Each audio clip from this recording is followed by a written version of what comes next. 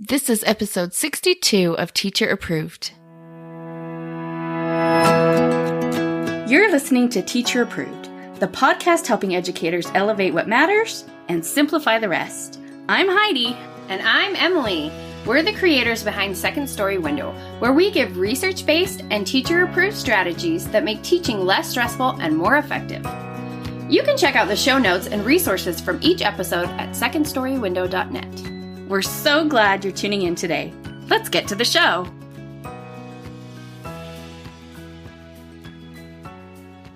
Hey there! Thanks for joining us today. In today's episode, we'll be discussing an end-of-year tradition that it might be time to break up with, and sharing a teacher-approved tip for handling a tough moment. We're starting our episodes with a morning message, just like we used to do at morning meeting in our classrooms. This week's morning message is, if you were a fictional teacher, who would you be? Emily, who would you be? Oh, I think my ideal teacher self would be Professor McGonagall from Harry Potter. I just love her. Love her. And she, at the end when she gets the stones, yes. And she's so excited. Yes, spoiler, sorry. What about you, Heidi? Oh, Anne of Green Gables. I just always had dreams of, inspiring this genius of lifelong learning in my darling little pupils. Oh, I love Anne. And we asked our community about their fictional teacher selves, and several of you have an inner Ms. Frizzle. I love it. Bus, do your stuff. And Victoria said Miss Honey from Matilda. Well, Heather said she's more of a Miss Trunchbull, and we appreciate your honesty there. And yes. let's be honest ourselves that we could probably have both in one day. It's true. Shannon said Mr. Feeney from Boy Meets World, which, as a TGIF lover, I definitely appreciate Mr. Feeney. That's a good answer. Allie said Jessica Day from New Girl. We love New Girl. Can never that have was too a much perfect glitter. answer. Well, you can have too much glitter. It's true, you can. And Sarah said the teacher from the Peanuts comics, which is just very relatable. I think we've all felt that wah, wah, wah moment. We'd love to hear your thoughts on this question over on Instagram. You can find us at Second Story Window, that's with a 2. As we get into the end of the school year, you probably have a lot of upcoming traditions that your school always does. At my school, it was the whole school dance festival. How about you, Heidi? Oh, and my school always had grade level performances, and then, of course, we had field day. Of course, field day. One of the most common end-of-year traditions is the end-of-year award ceremonies. While teachers have good intentions with them, we think it might be time to retire this tradition. Today, we're sharing 5 reasons why we no longer do end-of-year awards, and we're going to share with you the meaningful tradition that we've replaced that with. But before we begin, we do want to acknowledge that this topic might make you a little uncomfortable. Our goal is to bring to your attention some issues with end-of-year awards, but we do not want you to feel guilty if you have done award ceremonies in the past or if you continue to do them in the future. You can evaluate the information we're going to share for yourself and decide what's best for you. And just know that we're cheering you on to be the best teacher you can be, no matter what. To dive in, the first reason that end-of-year awards are problematic is that they can harm students. In recent years, there have been several stories circulating on social media about students who received troublesome end-of-year awards. And we've even seen this close up. We follow someone on Instagram, both of us, whose little girl was given a crazy hair award in preschool years ago. And her daughter was just devastated by it. And not only that, but the criticism has stuck with her and made her feel uncomfortable with her natural textured hair. And that is just very upsetting to see. In some of these stories, the teachers have been blatantly offensive and seemingly intentionally harmful with their award choices. But in others, the teachers seem to be generally well-intentioned but misguided. They likely thought it was all in good fun. And you know how it is at the end of the year, because you start looking back at the personality quirks that made each student unique, but maybe also made it difficult at times. And as the time gets closer to saying goodbye, suddenly those challenging quirks become endearing, and some teachers likely think that highlighting them with an award is a good-natured way to tease them a bit. But the intent of these awards isn't important. The important thing is their impact. And in this case, and in so many similar cases, they harm students who deserve to be loved and protected by their teachers. Impact is more important than intent. What else can you tell us, Emily? Well, the second reason end-of-year awards are problematic is that they don't actually motivate effort or increase achievement. So our intent with awards, hopefully, is to reward students' excellence, right? Likely we want to use awards to increase achievement or as a way to celebrate successes. So do awards work for that? Do they reward success and motivate students to achieve more? Well, the research says no. It's pretty clear that using rewards like having your name published on the principal's list or receiving the School Excellence Award aren't benefiting anyone. Author Dan Pink gave a TED Talk a few years ago called The Puzzle of Motivation. In it, he points out that for 50 years, scientists have shown over and over that rewards not only don't work, but they often do harm.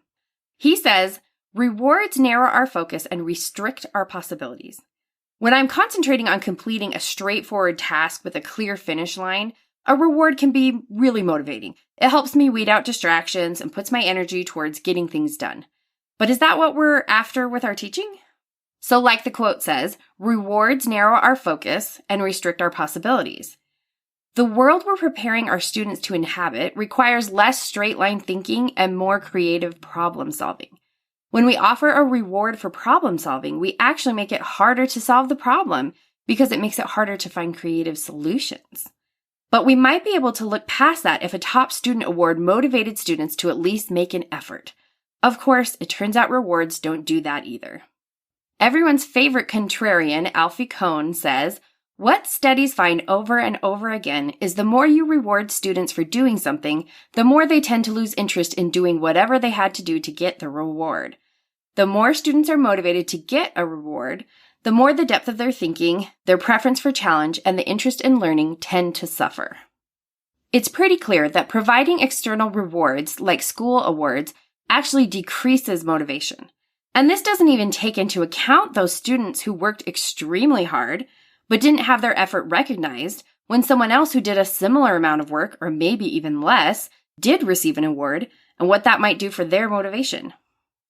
The third reason end-of-year awards are problematic is that awards themselves often miss the mark. Some of the common awards seem okay on the surface, but are really problematic when investigated.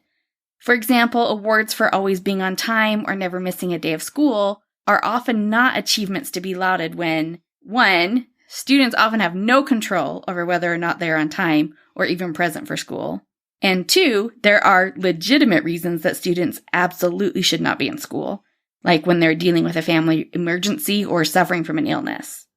Awards for completing homework ignore the fact that a student might not be in a home situation that allows for them to complete their homework.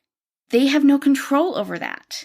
Even something like passing off multiplication facts looks very different if you've got a parent at home who is facilitating daily math practice versus a home where parents are working multiple jobs to get by. And let's not even get started with all the issues with giving a child an award for being the most improved in any area. It may come from a place of love, but it really is just a backhanded compliment that highlights how behind they were before. I think I would be so offended if somebody gave me a most improved award for anything. Oh, absolutely. The fourth reason end-of-year awards are problematic is that they often lead students to feel they are in competition with their peers. We spend so much time trying to make our classrooms a place where everyone matters. But then the award ceremony comes along with the unspoken message that everyone matters, but a few of you matter more than the others. If only one kid is getting the Student of the Year award, how can the others not feel like they are being played against each other? There's nothing in that experience that helps students recognize they are all valued individually for their unique selves. In order for students to thrive, they all need an environment that is caring and safe. Does a culture of competition and comparison lead to an environment of caring and safety? No, it doesn't. Nobody wins when being better is more valued than working together. Hey there, teacher friend. Do you have a question or concern that could use a teacher-proof solution? We'd love to help you out by answering your question here on the podcast. You can submit your questions to hello@secondstorywindow.net and put podcast question in your subject line. Can't wait to hear what's on your mind. And the last reason that we think that awards are problematic is because they're judgmental.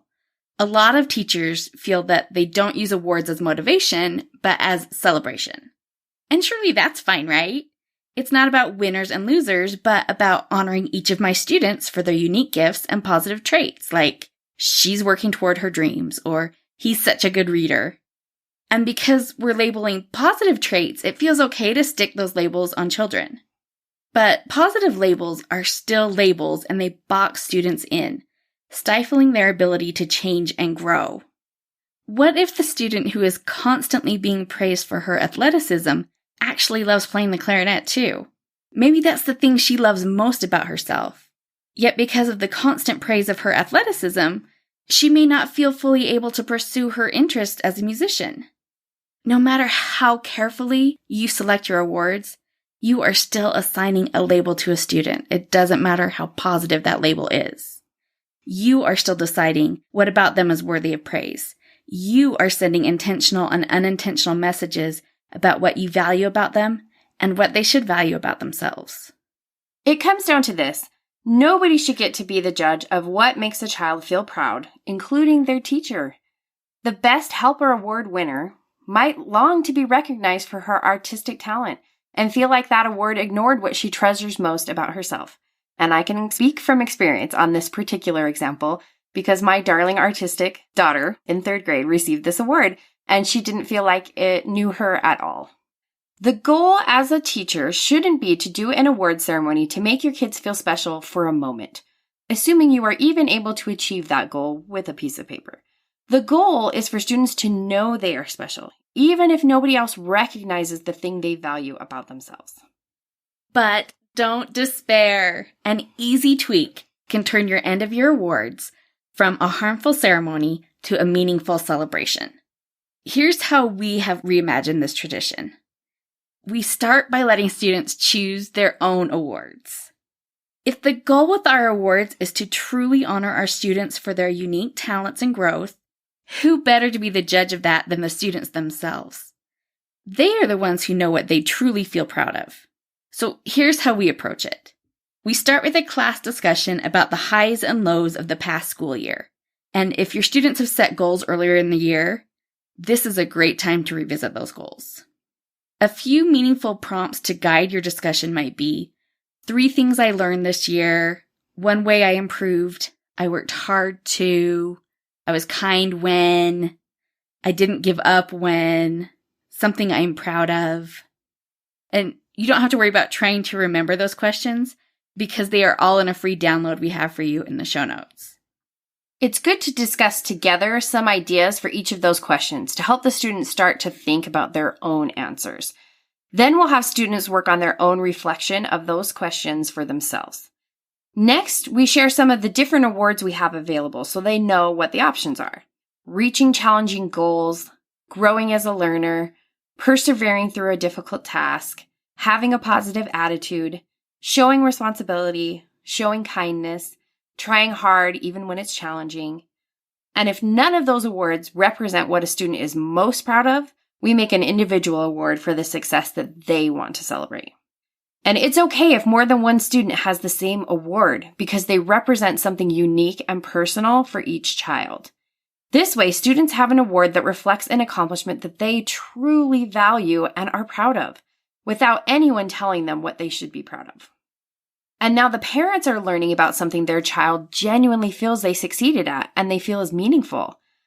As we said before, we have a free resource for you that provides everything you need to do this meaningful reflection activity with your students. And I just want to say that we have some teachers who have done this in the past and have said that it's just one of the most meaningful experiences to do at the end of the year, and we really hope that you'll give it a try. The download includes a teacher's guide and signs you can post to facilitate your class discussion, student answer forms, and a few different styles of awards. And did we mention it's all free? Just head to the show notes at secondstorywindow.net. We feel confident that if you give this new approach a try, end-of-year awards will take on a beautiful new meaning for you and your students. Now let's talk about this week's teacher-approved tip. Each week we leave you with a small, actionable tip that you can apply in your classroom today. This week's teacher-approved tip is consider doing the opposite of what you feel like doing. Emily, can you explain that a little? So, like, in a moment when your class is totally losing their minds and you feel like yelling at them to be quiet, instead, try doing the opposite. Whisper to them instead. If you have a parent who's criticizing you and you feel like getting defensive with them, understandably, instead ask them for their suggestions or ask them to help. If you are overwhelmed with your to-do list after school and feel like just completely shutting down and just heading home, we're out of here, try finding a small task you can do to help you get out of the overwhelm and then go home with a clear mind. Or when you hit a wall with your kids and you just feel like you can't stand them anymore, let's be honest, we've all been there, try doing something silly together or reading a book to remind yourself why you love them and love being a teacher. And that can really be a lifesaver as you get into the end of school year. Oh, for sure. To wrap up the show, we're sharing what we're giving extra credit to this week. Emily, what are you giving extra credit to? I'm giving extra credit to Quirtle. So if you like Wordle, which we love. We love Wordle. This is the same sort of puzzle game, but you're solving 4 words at once with each guess. So it's kind of tricky, but you do get some extra guesses to have enough to try and get all 4. It's kind of a brain challenge, but we really enjoy that, especially if after you finish Wordle, you still have an itch to do another word puzzle that day. Heidi, what are you giving extra credit to? I'm giving extra credit to the Psych Rewatch podcast The Psychologists are in. And it's hosted by Tim Amundsen and Maggie Lawson, who were Lassiter and Juliet, if you watch Psych. And it has just been such a fun little trip down memory lane. Psych was just such a special little golden bit of TV at the time when, I don't know if you watched the USA shows, what else was there? Like Suits, White Collar. Oh, I loved White Collar. Covert Affairs, Royal Pains, all those. Burn Notice. Yes, all those. They were just such things that hold up well, and they're just delightful to rewatch. And the Rewatch podcast has just been so fun to hear all of their memories and everything that went into all of those episodes. So highly recommend it. And I'm actually just in my rewatch of Psych. I never actually finished it the first time. So I'm actually like in season 5 right now. So I'll have to start listening to the Rewatch podcast. You're getting all the fun. Are you finding the pineapple? Sometimes I'm working while I'm listening and I miss it. That is a trick. That's it for today's episode. Consider if it's time to break up with your end of year awards and try our new approach. And don't forget today's teacher approved tip to do the opposite of what you feel in a hard moment. Thank you for listening. If you like this episode, please leave us a rating and review in your podcast app. Reviews are so helpful for podcasters. See you next week. Bye! We hope you enjoyed this episode of Teacher Approved. I'm Heidi. And I'm Emily. Thank you for listening. Be sure to follow or subscribe in your podcast app so that you never miss an episode. You can connect with us and other teachers in the Teacher Approved Facebook group. We'll see you here next week. Bye for now. Bye.